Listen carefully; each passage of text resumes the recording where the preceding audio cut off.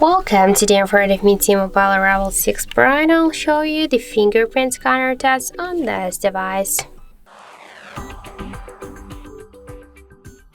So first, let's unlock our smartphone, and now I'll just make a couple of tries to unlock the device with my fingerprint here on the power key button, and we'll see how fast this feature is and does it works.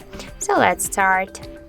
1, 2, 3, 4, 5.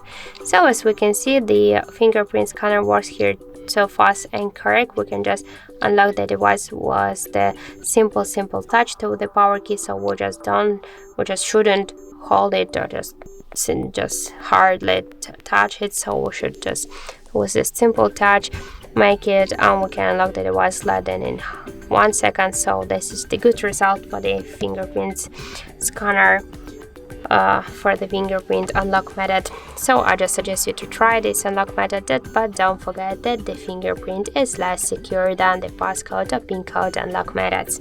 So that's it. Thank you for watching, and if you find this video helpful, don't forget to leave a like, comment and to subscribe our channel.